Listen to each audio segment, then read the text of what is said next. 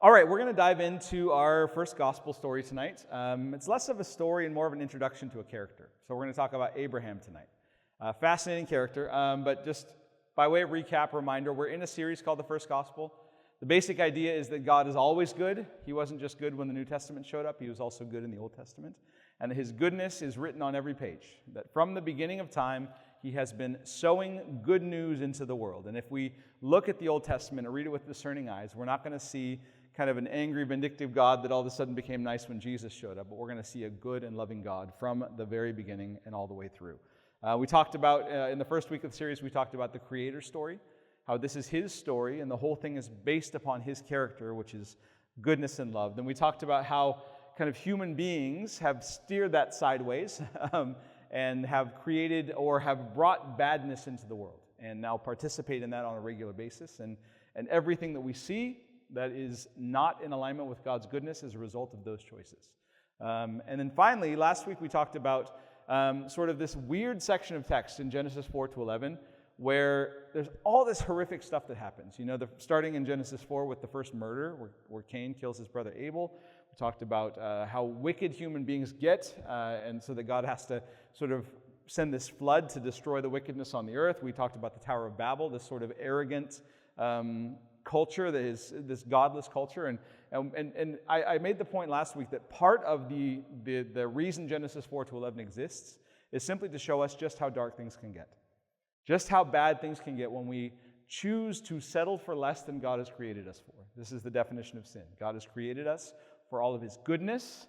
When we choose badness, we are settling for less than he created us for, and the results are devastation. So Genesis 4 to 11, just kind of to one degree, there are these sort of disconnected texts, these random stories that tell us just how bad it can get when we take our eyes off of him and instead put the focus on ourselves. But if you read other parts of Genesis 4 to 11, you'll notice that there's these not very exciting chapters that are long lists of names. Genesis 5 we have one, Genesis 10 we have one. There are these genealogies that basically just tell this family story. And because it's not our family, it's not all that interesting to us, you know?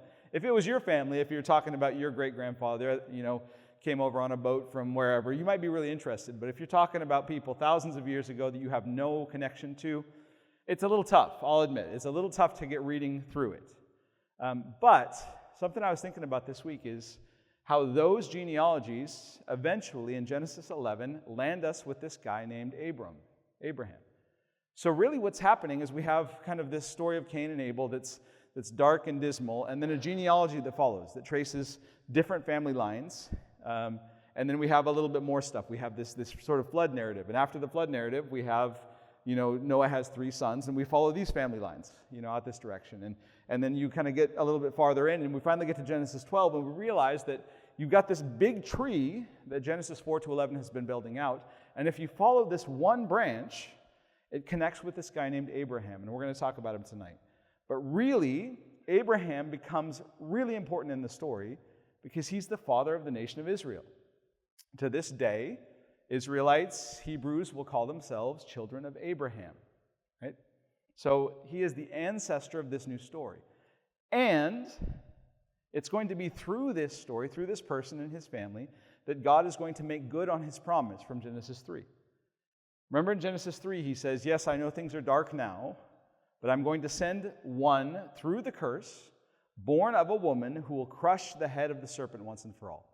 It's going to be through this guy Abraham. So really what that means is Genesis 4 to 11 is not just a disconnected set of stories. It's also, if you follow this thread, it's the thread of God's goodness and his promise. In the darkness of Genesis 4 to 11, he is working redemption.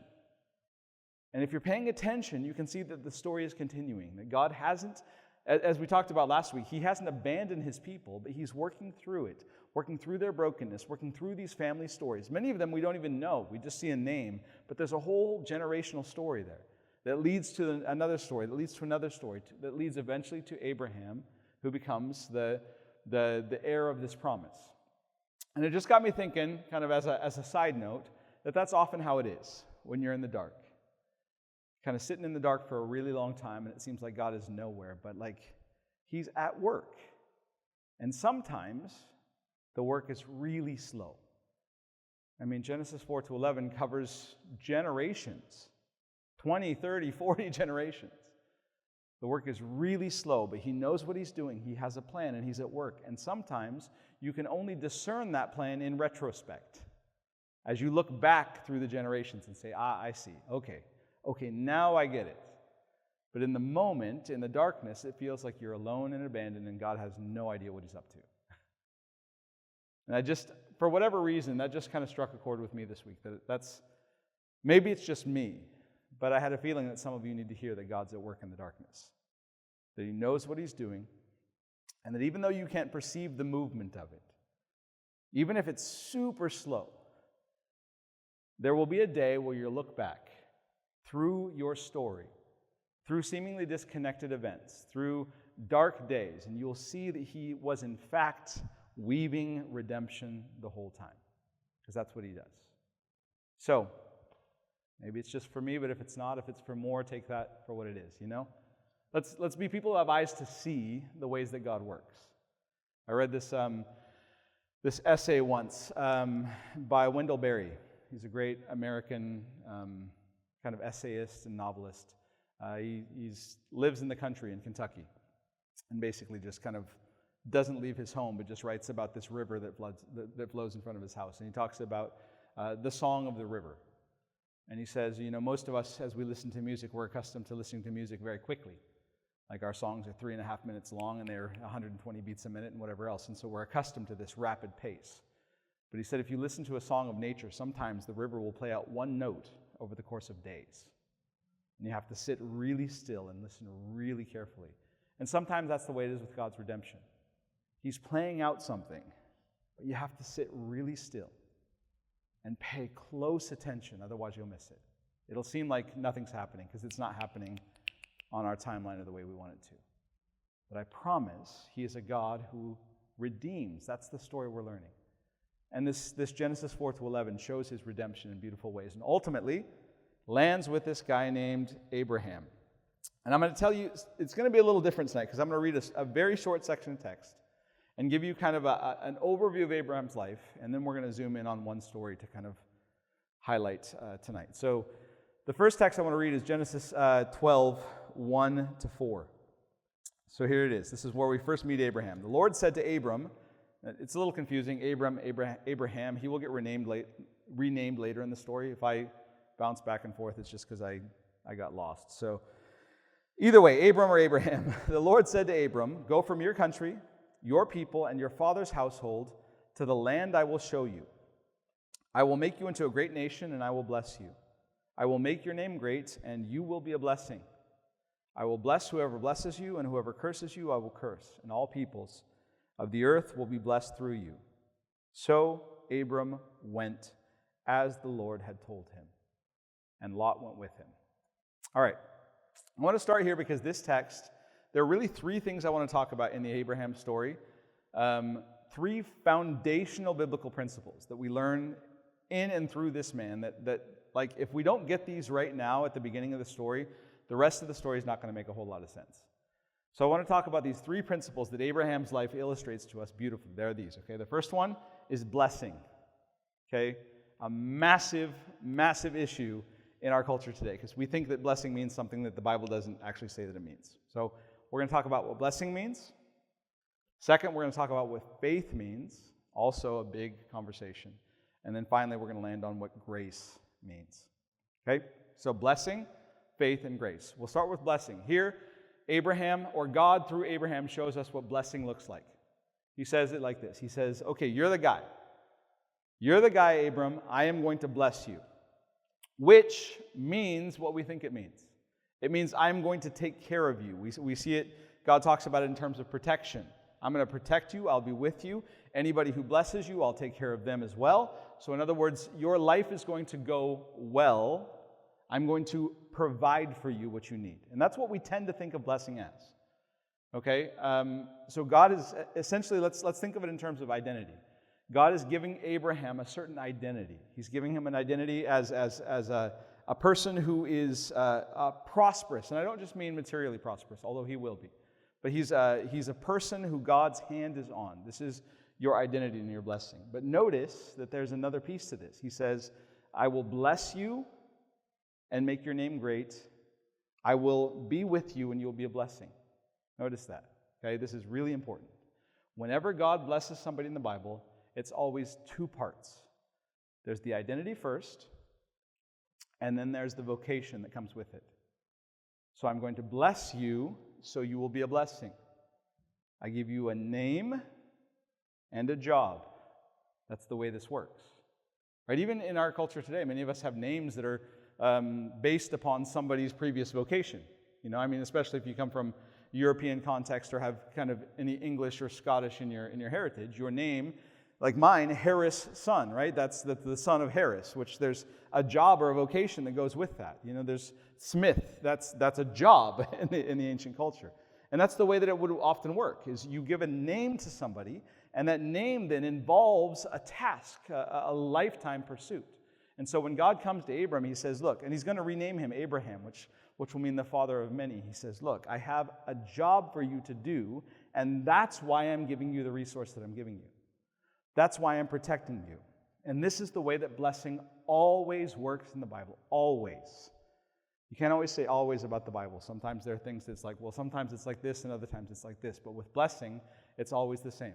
I provide for you so that you can provide for others. I will bless you and you will be a blessing. Theologians call this top line, bottom line blessing.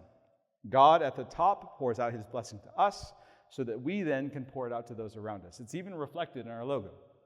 That's the idea, right? We are in relationship, this kingdom relationship with God, so that we can then reflect him out into the world. That's how it works. And if it doesn't work that way, then it doesn't work at all. You might have heard me use this analogy before because it's been just so powerful in my life, but I've got to visit the Holy Land many times. And every time I'm there, one of the distinct features of the Holy Land are the bodies of water that flow through it.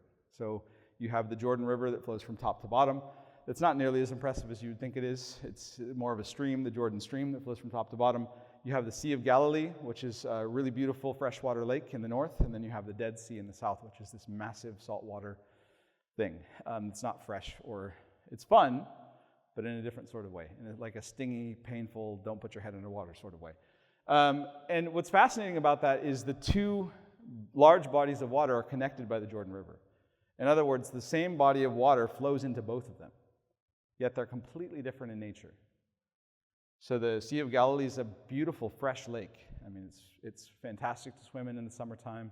It's a lot of fun to boat on. I mean, there's all sorts of great stuff you can do. There's fish it's vibrant and alive. The Jordan River also flows into the Dead Sea, yet it's just the opposite. Completely dead. Nothing living in it. Maybe some bacteria, maybe, but nothing alive. What's the difference? Well, one of them has an outlet. That's how it works, right? The Sea of Galilee has an outlet. The water flows into it, it flows through it, and it flows out. And we know that moving water is fresh. It stays alive. The Dead Sea is the lowest point on earth. It flows in and nothing comes out. There are no outlets. That's why everything's dead. It's as simple as that. That's how blessing works. When God provides blessing to us, he does it so that we can give it away. So that we can actually, what he's doing here with Abraham is the same thing he did with Adam and Eve.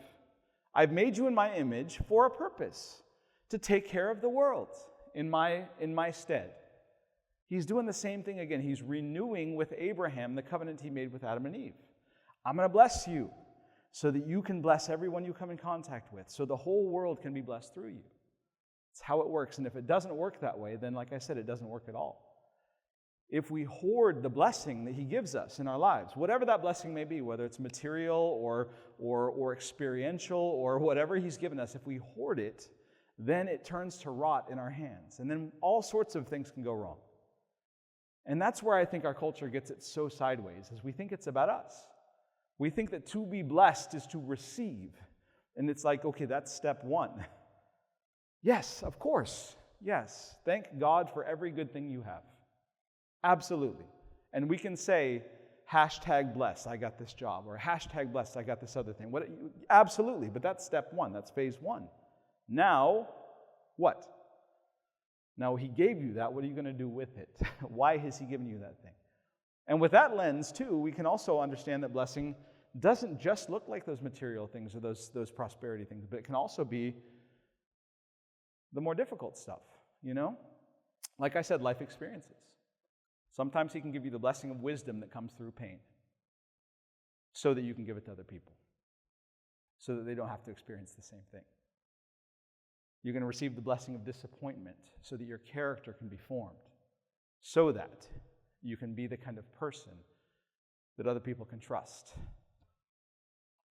to speak slowly and carefully. There's all sorts of ways that God can bless us. If the idea is, this isn't just for me. If it's just for me, then all that painful stuff, it's like, how can that possibly be a blessing? That's miserable. Like, I don't want any of that. But if it's, no, I'm going to give you these things in your life so that you can take care of other people, then all of that stuff, good and bad, can be turned into useful. You know? It's like we talked about last week, fertilizer, right? Fertilizer is not inherently a great thing. You do the right stuff with it, and it can be pretty fantastic. So, blessing. I know I've harped on this a little bit. Abraham shows us what blessing is like. I'm going to bless you. You're going to be a blessing to the whole earth. That's what I expect of you. Identity and vocation, top line, bottom line, God gives, we give. So Abraham then is also a model of faith. If you read the rest of the biblical story, Abraham's faith is referred to over and over and over again. We see it in Hebrews especially, but also Paul talks about it in Galatians. He is this like model of biblical faith. And I want to talk about what that means and what it doesn't mean, because faith is one of those words that I think gets kind of co-opted by culture sometimes. This story here tells us exactly what faith means. God comes to Abraham. He says to him, okay, I'm going to bless you, but the first thing he says is, I want you to get up and go from your father's house, so from the place you know, to a place I will show you, and then I'll bless you, that kind of thing. In other words, I'm going to bless you along the way. So here's what he tells Abraham. I want you to get up and leave everything you know and go walking to a place I will show you when you get there. In other words, what kind of a walk is this? This is a walk into the unknown. He has no idea. God just says, go that direction. And when you get to the place that I'm leading you, then I'll tell you. Go to the place I will show you. So it's walking without a destination in mind. And Abraham, this is what Abraham gets right. God says, leave everything you know, go for a walk into the unknown, and Abraham says, okay. And that's faith. That's it right there. God told him to do something, and he did it. See, somewhere along the way, we're students of kind of Greek thought. Like the Western world that we live in has been shaped by Greek philosophy in profound ways. And in the Greek world, it's possible to kind of divide between the physical and the spiritual. And so we think that faith has to do with the spiritual stuff. That faith is all the it's all the intangible stuff that you can't see, but you kind of have to we'll take on faith, right? I believe it. Faith is a matter of belief. But it doesn't actually have to affect the physical world. We can keep these things separated in our Western way of thinking, which a lot of people do all the time, you know? I mean, we've all seen it. We're all baffled by people who, I have faith in God, yet their life reflects none of that faith whatsoever. I mean, we see it all the time in culture. You know, you see it in kind of social media influencer culture. You see it in athletics all the time, where it's like, yeah, people have, I believe in God, I thank God, but life doesn't show it at all, at all, because those two things are completely separate. I mean, we all have that tendency, right? I can believe this stuff in my heart, but it might not ever make a difference in the way that I live my life. And we can be okay with that to a degree in our way of thinking. That didn't fly in the ancient world, though. That's not faith. Faith isn't faith until it moves. See, in our way of thinking, faith is a matter of the mind. It's something I believe or convince myself of. But in the ancient world, faith is a matter of the feet and the hands. That's why James, when he's wrestling with all this, he's wrestling with Greek thought in the book of James. Because all these Greek thinkers are coming into the church and they're saying, yeah, I believe in all these different gods. I believe in all this sort of stuff. And James says, wait. No. You showed me your faith by what you do. You say I have faith and I have works. That's not how it works. They go together. And that's what we see in Abraham. Did Abraham have to have some sort of intellectual belief in who this God is? Yes. But that belief then overflows into action. He believes with his feet. right? It's the famous story. Again, I have stories that I've collected throughout my life, and I tell them over and over again because they're so good. I mean, I wouldn't tell them in the first place if I didn't like them. But you guys have probably heard me tell the story of Charles Blondin, famous tightrope walker, 1800s, late 1800s, right? He wanted to walk across Niagara Falls. The first person to ever do this. It's something like a quarter of a mile. This is back in the day. This is not on cables. This is on ropes. So the physics of this is that the rope will sag because you can't make it perfectly tight. So the drop from the top of the rope here to the middle was some absurd amount. Like I don't even know how many tens or 20 or 100 feet he's having to walk downhill and uphill. So I mean, a crazy task. Winds whipping over the falls, all this sort of stuff. Everybody was convinced this guy was going to die. So most people, turned out on the Canadian side and the American side to watch this guy fall to his death. And so he shows up, and there's photographers and there's reporters, everybody there to watch this guy do his thing. And he has this great big balancing stick, it's 10 feet in each direction. And he steps out of the rope, and everybody gasps, and he walks kind of slowly and steadily across the rope all the way to the other side to just this crazy applause. This guy's the most remarkable thing we've ever seen. He's walked across Niagara Falls. He bows, and he turns around, and he comes back, just to show that it could be done again. And then basically when he gets to the other side, he says, come back next week, and I'm going to do it again. And over the course of the next, I think, year and a half, he crossed over Niagara Falls well over 100 times, back and forth. Each time, though, more daring than the last, because it just started to get to be old hat. At first, people thought he was going to die for sure, but pretty soon, people get numb to that, and so now he has to do more stuff to make people amazed, So he does it blindfolded.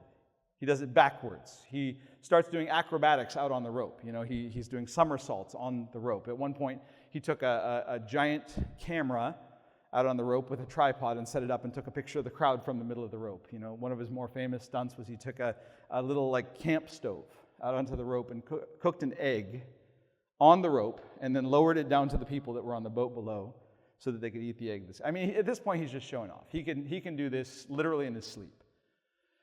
So one of his more famous stunts is he takes a wheelbarrow across, and on the other side, his dog gets into the wheelbarrow, and he comes back across. And everybody cheers. That's really amazing. The dog hops out, and he says, now who wants to go with me? And nobody volunteered. Not a single person volunteered. And at the end of the day, every one of them knew he could do it. But if they're not going to get into the wheelbarrow, they don't believe. Does that make sense? You show me your faith by what you think, essentially is what James is saying. I'll show you my faith by what I do. If you believe, you get in the wheelbarrow. And nobody there, they believed he could do it in our way of thinking about faith, but they didn't, in the biblical way, believe he could do it. And that's what Abraham shows us. He shows us that faith means you get moving. You don't believe with your head, you believe with your feet. I'll show you my faith by what I do. He also shows us that faith is not without doubt. So faith doesn't mean absolute certainty. It doesn't have to. We tend to think that faith and doubt are two opposite things. Because in the Western way of thinking, it's something I do with my head, right? And in my head, I have to convince myself with absolute certainty that this is true, and I have to then push all doubts aside. And we've done this even with the church, where people who have doubts are kind of ostracized. People are asking questions, and you can't ask those questions here. Well, where else are we supposed to ask them? Abraham shows us that doubt is okay. As a matter of fact, doubt is a place for us to meet with God, if we do it right.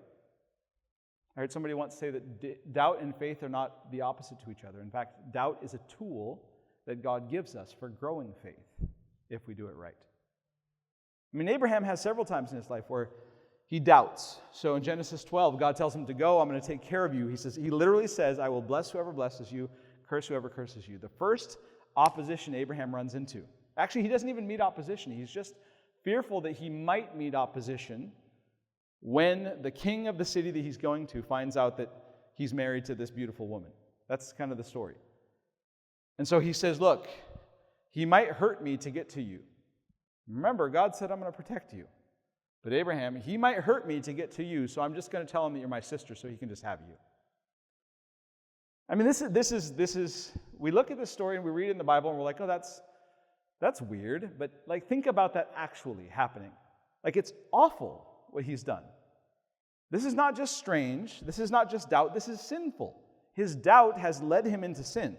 He has given his wife away to another person because of his own fear and his own doubt of the character of God. We see this later in the story. When Abraham's promised a son, God promises, I'm going to give you a son through your wife Sarah. It doesn't happen. Actually, in Genesis 15, we're going to read this story in just a second. Genesis 15, I'm going to give you a son through your wife Sarah. And the Bible says, and Abraham believed God, and it was credited to him as righteousness. It says that in Genesis 15. Genesis 16, I believe, hasn't happened yet.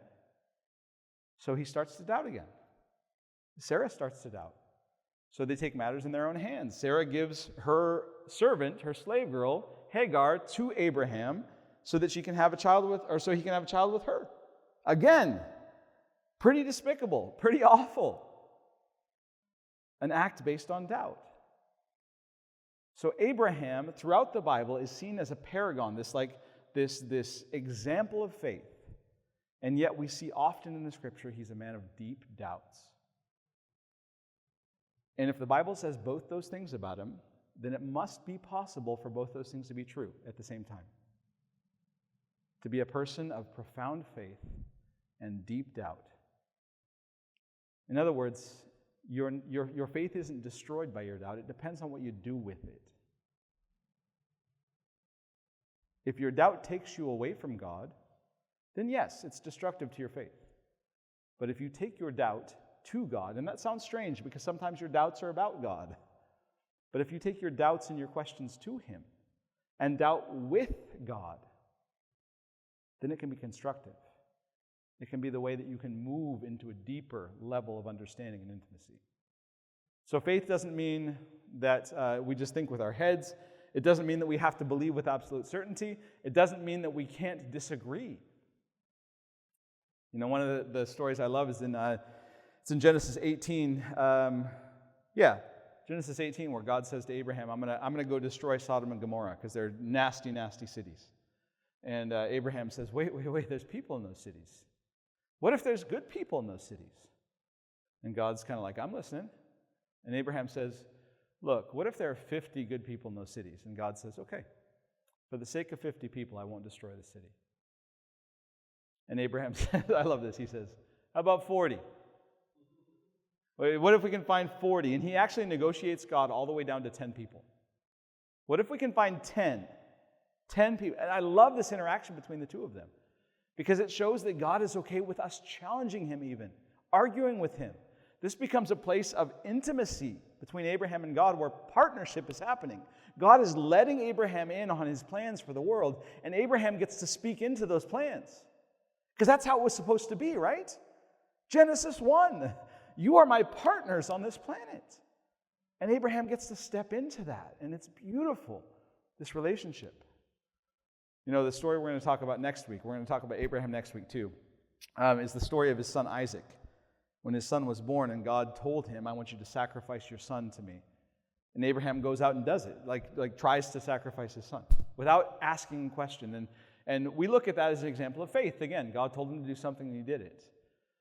But Jewish rabbis from the first century wrestle with this story. And we all should wrestle with this story, and we will next week for sure, trust me.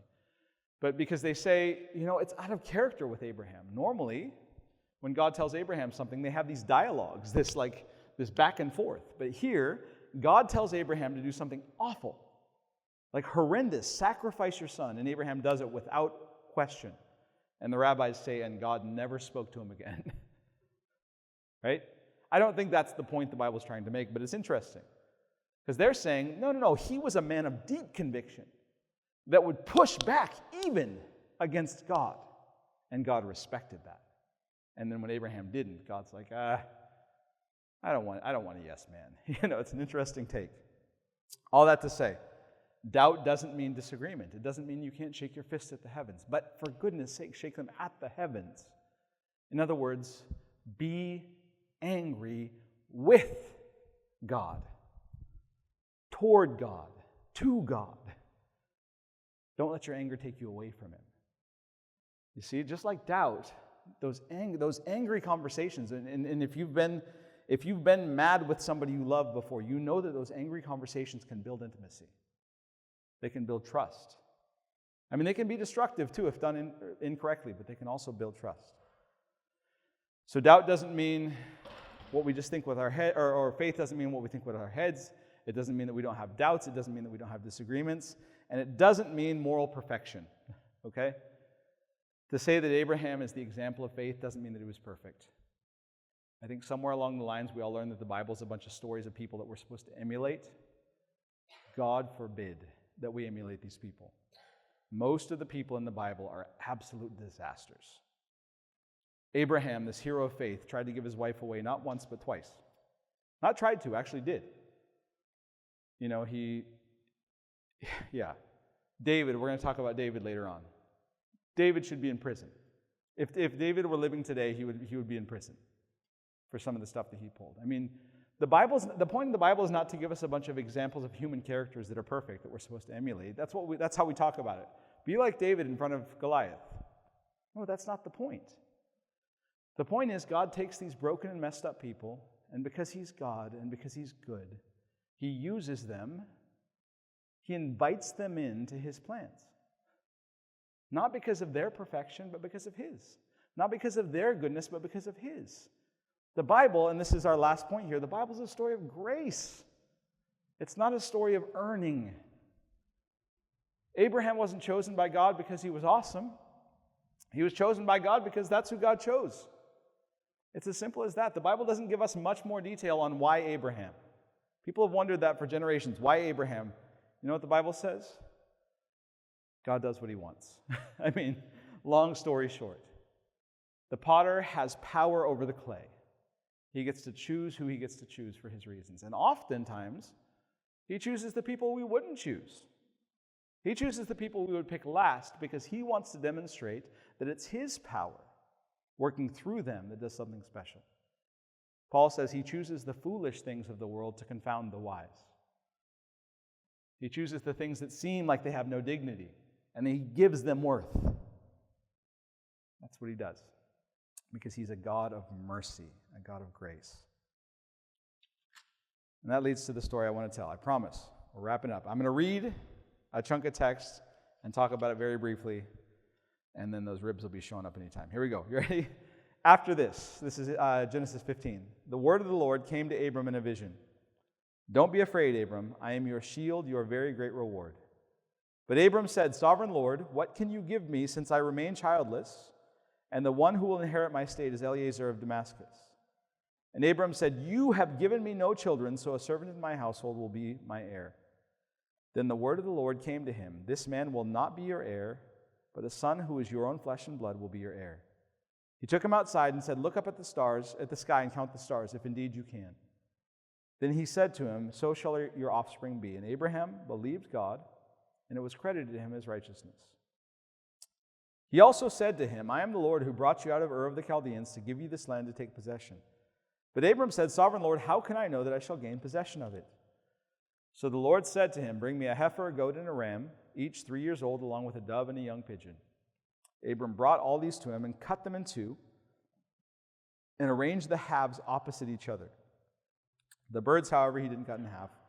The birds of the prey came down on the carcasses, but Abram drove them away. As the sun was setting, Abram fell into a deep sleep, and a thick and dreadful darkness came over him. Then the Lord said to him, Know for certain that for 400 years your descendants will be strangers in a country not their own, and that they will be enslaved and ill-treated there. But I will punish the nation they serve as slaves, and afterwards they will come out with great possession. You, however, will go to your ancestors in peace and be buried at a good old age. In the 4th generation, your descendants will come back here, but the sins of the Amorites has not yet reached a full measure. Lots of details we're going to gloss over, but I'd be happy to talk about it if anybody wants to. Verse 17, When the sun had set and darkness had fallen, a smoking brazier and blazing torch appeared and passed between the pieces.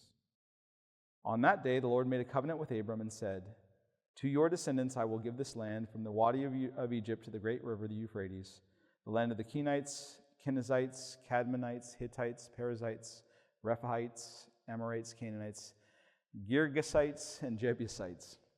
Okay, I know that was a lot of detail we're not going to cover, but I want to zoom in on that kind of weird ritual that takes place between God and Abram.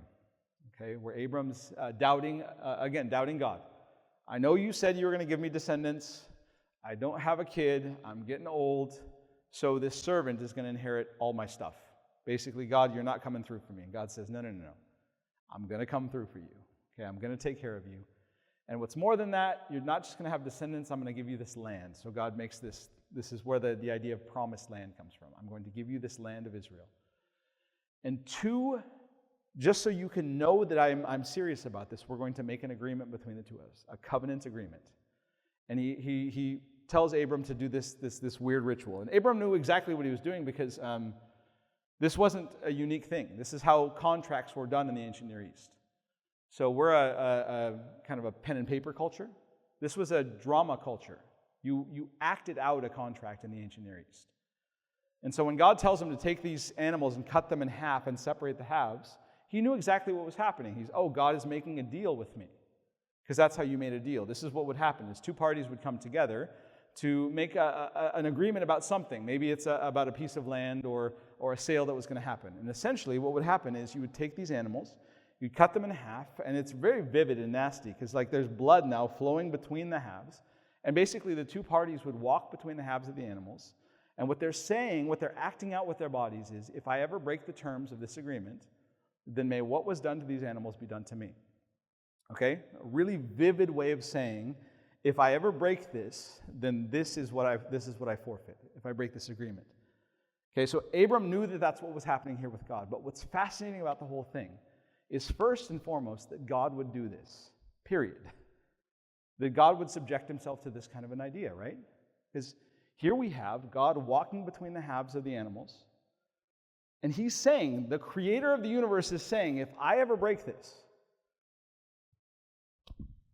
then may what was done to these animals be done to me. What a fascinating thing to say. In other words, he's saying, I swear on myself, I will never violate what I'm promising you. You will have descendants, and I will give you this land. I swear it by myself.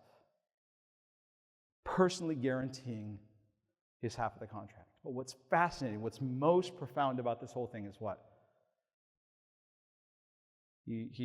Abram divides up the carcasses, and as they're getting ready for the ceremony, God puts him to sleep.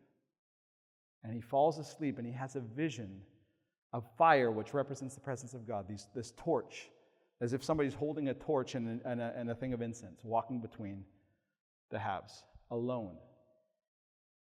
Abram is asleep. He is not participating in this. Normally, the two parties would walk together through it. But only God walks through it. What's he saying? Not only is he saying, if I ever violate this, then may what was done to these animals be done to me. He's saying, I will also guarantee your half of the contract. If you ever violate this, then may what was done to these animals be done to me. God is saying, I will guarantee both sides of the covenant myself. In other words, no matter what, even if you fail, which they will time and time and time again, God is saying, I am stubbornly, relentlessly determined to bless you. I swear by myself, this covenant will succeed. I will redeem the world through you, whether you like it or not, whether you participate or not. If you break this covenant, then may what was done to these animals be done to me. And this is the foundation for a biblical concept we're going to talk about a great deal. I called it mercy here. In the Old Testament, the word is chesed, and it means loyalty. Or some translations call it steadfast love. We read on into the New Testament, we call it agape. It's unconditional love, no matter what kind of love. And it is the defining attribute of God throughout the entirety of Scripture. In Exodus, when God speaks his name to Moses, he walks past him saying, the Lord, rich in chesed, rich in mercy, rich in steadfast love. That's his defining attribute. In the book of Chronicles, when his people go out to war, they go out singing and dancing, give thanks to the Lord. His chesed endures forever. His love endures forever. It is his defining quality. When we show up in the New Testament, it's agape. Agape never fails, right? It is who God is. At his core, foundational covenant loyalty. I will not give up on my people. I will not give up on my plan. I will bless you no matter what. And we see that then through the life of Abraham, time and time and time again, over and over and over again. He messes up, he doubts, he gives his wife to this foreign power, and what does God do? God intervenes, and actually Abraham walks out of that blessed. The foreign powers say, "What have you done to us?" But rather than killing him, they say, "Take all of our money and leave." Crazy, that happens to him twice. When he doubts God and gives and ends up with Hagar instead of his wife Sarah. She ends up having a baby that God blesses the baby, Ishmael. He becomes a great nation himself. Blesses the mother by meeting with her in the wilderness. This Canaanite slave woman becomes a hero of the story because God meets with her. Because chesed is his defining characteristic. He is determined to bless this family no matter what. Time and time and time again, Abraham doubts that God's going to give him a kid. And so he laughs in God's face. Sarah laughs at God. And so finally God gives him a kid, and they name him Laughter, because what else are they going to do? Because God has come through again and again and again. He is relentlessly and stubbornly determined to bless them. He guarantees it himself. Of course, you guys saw a long time ago where all this is going, right? That's what the cross is. The cross is Jesus saying, if you don't live up to the terms of this covenant, then I will. Since you are not keeping your part, then may what was done to these animals be done to me. And that's what the cross is. He sheds his blood in that place, in our place, in order to guarantee the covenant himself, because his love, his mercy never fails. And that's why Paul in Romans 8 says, there is nothing that can separate you from his love. Nothing in all of creation that can take you away from the love of God. He guarantees it himself. So you see, like, the whole story is good. Like, it's just good news. This bizarre scene with Abraham, this whole family just exists to demonstrate the goodness and love of God. So we see from Abraham what blessing looks like and what faith means. But ultimately, the most important thing we learn from Abraham is who God is. He's a God who loves his people and is determined to bless us, especially maybe when we don't deserve it. He's good.